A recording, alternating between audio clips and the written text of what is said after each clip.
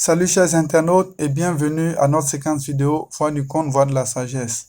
Nos contes sont certainement une source intarissable de vertu et d'intelligence. Acceptez de vous y abreuver sans modération. Cette semaine, je viens vous narrer une histoire de la hyène.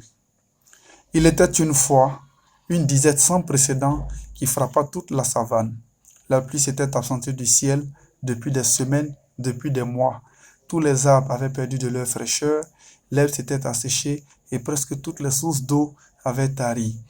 Dans ces conditions extrêmes, les animaux mouraient par dizaines, par centaines. Et comme pour accentuer la torture, le soleil venait les calciner en l'espace de 3 jours.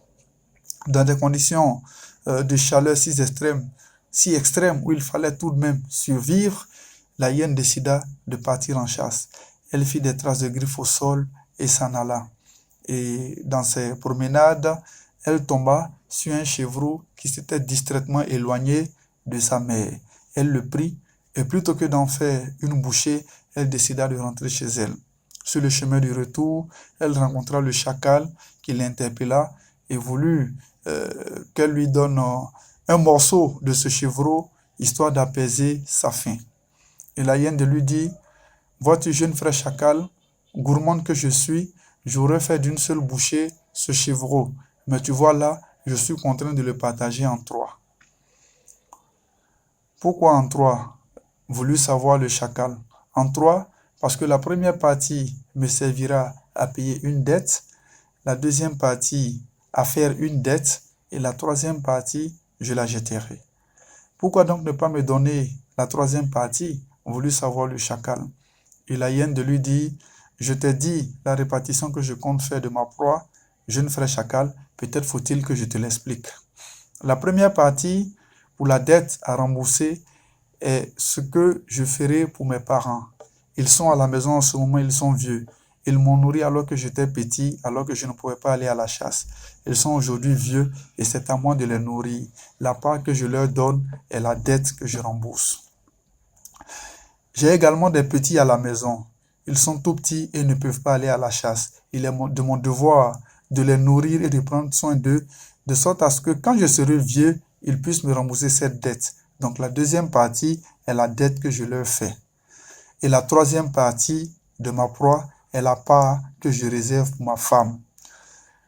Je lui réserve toujours cette part de butin, mais le jour où elle devra partir de chez moi, parce que nous ne pourrons plus supporter mon sale caractère, ou parce que je l'aurai offensé gravement, elle m'insultera, me traitera de tous les noms, mais dira surtout que je n'ai jamais rien fait pour elle, que je ne lui ai jamais rien donné. Sur ce, le chacal, quoique frustré, se retourna, mais remercia la hyène pour cette leçon de vie. Que faut-il retenir fondamentalement de cette histoire, chers internautes?